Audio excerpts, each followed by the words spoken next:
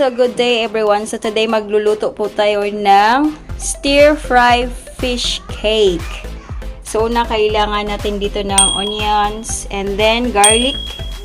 And then of course instead of fish sauce, wala tayong fish sauce. So kailangan natin ng soy sauce. Palitan natin siya ng soy sauce. And then oligo syrup.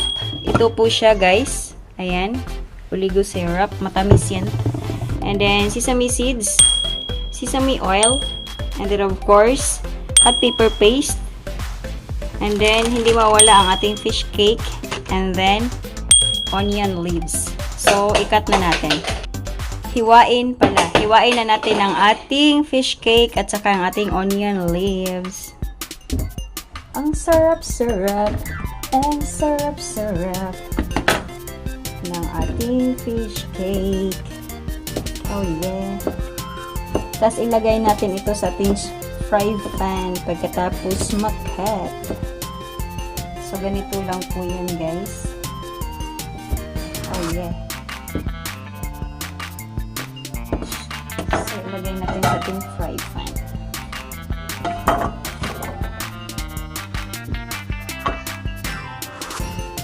Naghugas po ako ng kamay. Of course. And then another fish cake. So yeah.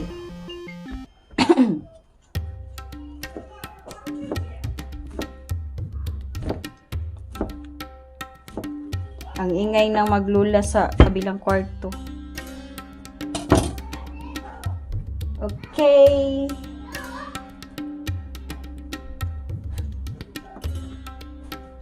Okay, another hugas na kamay.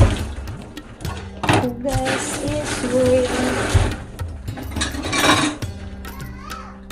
Ugaliing laging maghuhugas ng kamay. Ayun ang sabi.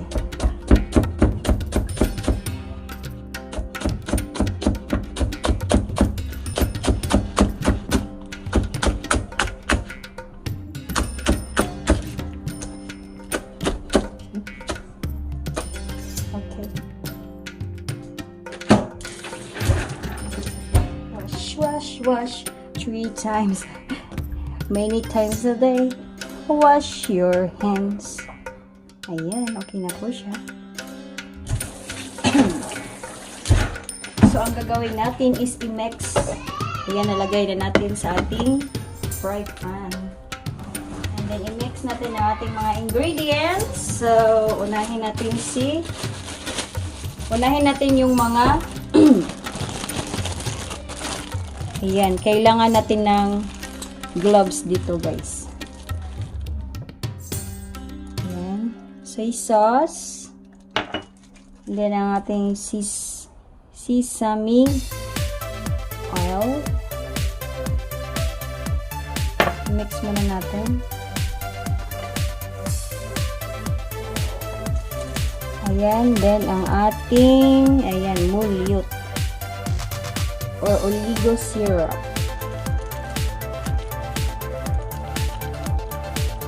Ayan, mix. And of course, ang ating hot pepper paste.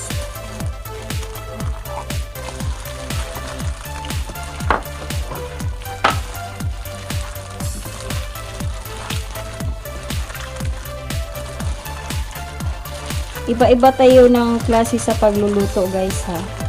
Ako kasi ganito.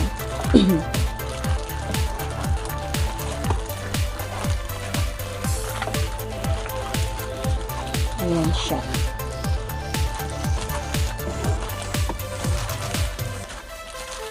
Ayan, na-mix na po siya. Teka lang, may natira pa, sayang. Okay.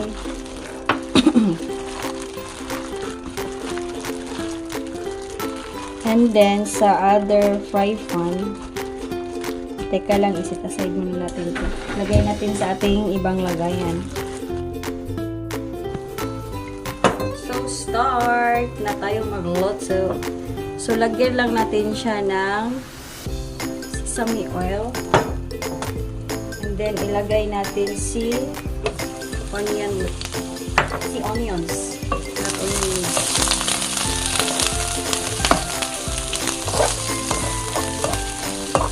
And then, ilagay na din natin si garlic. Okay. Hintayin lang natin. Own idea. Own style, guys. Own style. And of course, ang ating garlic. Ayan, umamoy na po siya. Ay, natutulog na.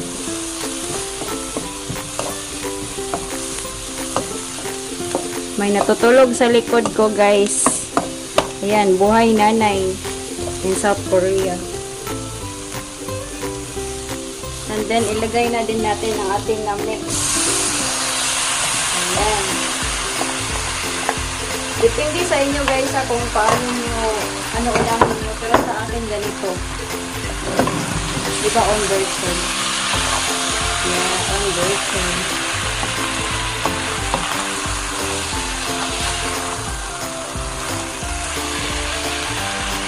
Hinaan ang kain. Ayan.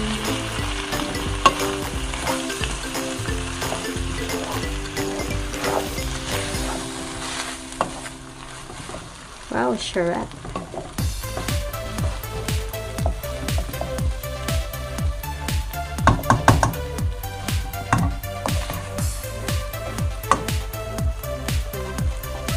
Sobrang hinaan. Yan guys, sugkayin nyo lang ang sugkayin.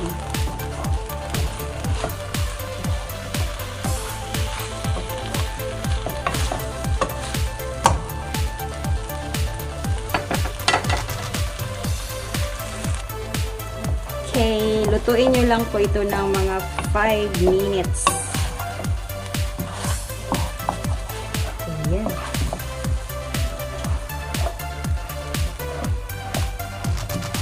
Bumalik tayo sa ating kusina kasi naka-upload na po ako ng tips kahapon. So, luto muna tayo ngayon. Ayan. Tarang, tarang, tarang.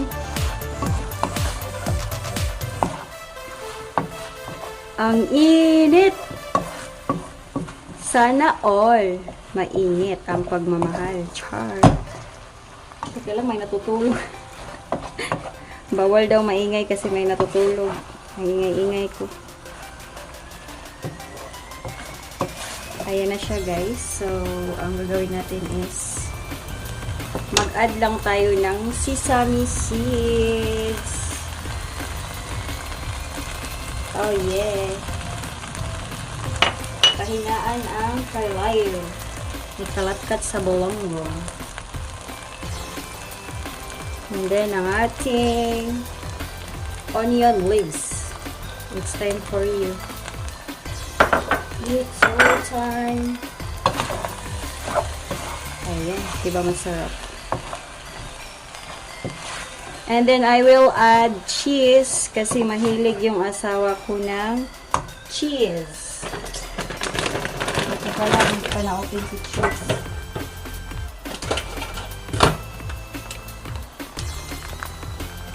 Cheese. Nakalimutan kong sabihin yung cheese.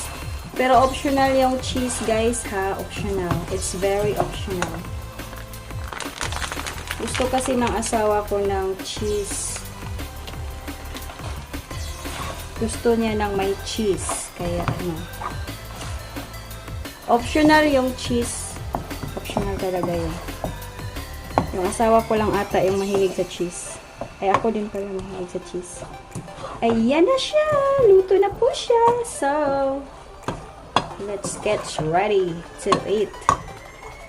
Ayan, masarap. Okay. Tapos na.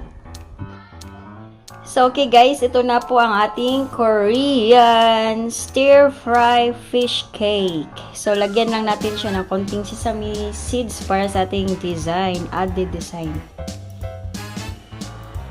Ayan. Sarap.